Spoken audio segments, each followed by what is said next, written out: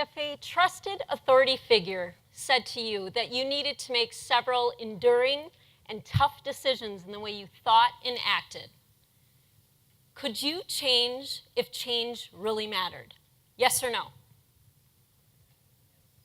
Most of us would say yes, absolutely. The odds are 9-1 against you. Think about that, 9-1. Let's take a teenager, for example. A teenager who suffered a drug overdose of synthetic marijuana, also known as K2 or spice. Somebody who was then admitted to a hospital and fought for his life. Was taken to an inpatient treatment facility, failed. Taken to an intensive outpatient facility, drug and alcohol, failed. Went to a residential treatment facility for behavioral health, drug and alcohol, failed. After forced withdrawal from high school and countless bouts of couch surfing and living in a trap house, he spent his 18th birthday behind bars, his 19th birthday behind bars, his 20th birthday behind bars. You would think that seeking refuge in a warming shelter, which is one step beneath a homeless shelter, would make a difference, would cause self-motivation to change. But guess what? Behavior change doesn't work that way. Just ask my son. See, we are faced with tough stuff throughout our life, each and every day. But it's not the tough stuff that does us in. Rather, it is our reaction to the tough stuff. Our reaction to that tough stuff. So let's think about that. What is that reaction like? Whether it's job loss, whether it's injury, whether it's illness, whether it's debt, whether it's something dramatically worse. None of us are immune. So how do we move through it? You know, I always say that oftentimes it takes one small choice. And I believe in the one choice rule, which says one choice can change everything. And what is that one choice for you? Is it maybe perhaps that your spouse drinks too much and you want to have a conversation with him or her about it? Is it perhaps that a colleague of yours is not doing their job at work and it's really causing you some angst? Or is it perhaps you have a lifestyle change that you want to make in your life, but you just haven't made the choice to do it? Tough choices are hard, but we all face them.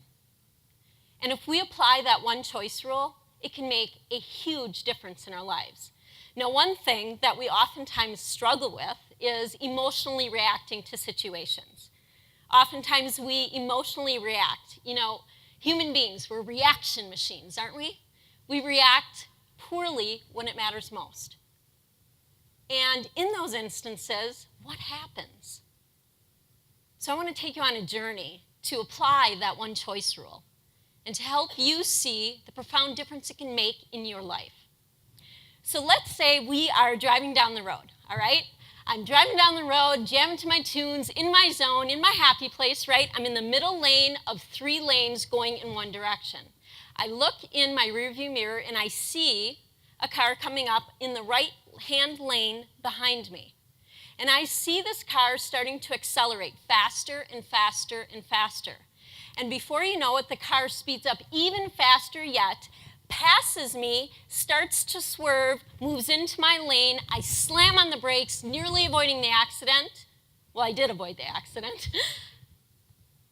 And what happens, right? I start pounding on the steering wheel. I'm upset.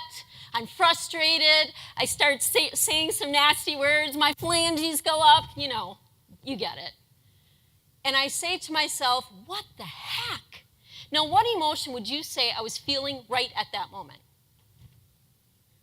Anger, absolutely. Anger is a strong emotion, and I felt compelled, right, to be angry in that moment. Now, what's interesting about that is those set of facts to reach anger What was that? Well, my story or my interpretation of those facts was that that person swerved into my lane intentionally. Okay, great. Let's try another example. Same set of facts. Here I am, driving down the road, jamming in my happy place. I look in the rearview mirror. I see the car coming up behind me on the right-hand side. Car continues to accelerate, swerves into my lane. Again, slam on the brakes. But this time, I act different. This time, I choose a different reaction. What is another emotional reaction I could have versus anger? Relief, gratitude. So let's think about this. Did any of the facts change? Yes or no? Not one. Not one fact changed, yet something else did. If we look, the emotion went from one side of the spectrum to the absolute opposite side of the spectrum. From anger to gratitude, and the only thing that changed, not one fact, the only thing that changed was our interpretation of those facts or our story. Think about what a profound difference that can make in your life if you just slow down our thoughts. Because if we're able to do that and successfully do that, by looking at the facts, we can alter our story, even if it's ever so little. And then we can experience that different emotion, which can have a profound effect on not only our behavior, but also positively influence our outcomes. Now, we know this is true, right? Absolutely, we know this to be true. And it starts, behavior change absolutely starts with altering our mindset. And once we're able to alter our own mindset, what a huge influence we can be on other people's behavior as well. So let's take a look at altering our mindset. I want you to look around the room, and I want you to spot with your eyes all those things that are the color blue. Spot with your eyes now, find them, all those things that are the color blue.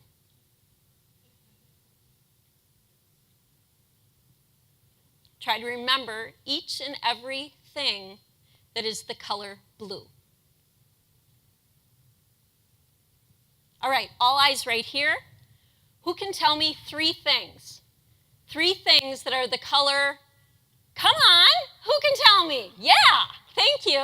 Who can tell me three things that are the color red? Thank you. We see what we're looking for. Are you looking for the positive things in your life or the negative things in your life? Because really, how we look at things, how we view things, becomes our reality. And it's so very, very true. Changing behavior starts with altering your mindset. It absolutely does. And it brings me back to a story that someone once told me. And it was about a girl who was so interested in climbing that corporate wall, right? Climbing that corporate ladder to reach that executive corner office. And she was willing to do everything possible to become more successful, make more money, have more prestige, have a better car, bigger house. I'm sure you know someone just like that. Well, over the course of her life, she did continue to climb that corporate ladder. When one morning she woke up and she felt a little bit of pain in her right elbow, and she thought, not a big deal. Over the course of the next several days, that pain in her right elbow transferred to her knees, her ankles, and her wrists.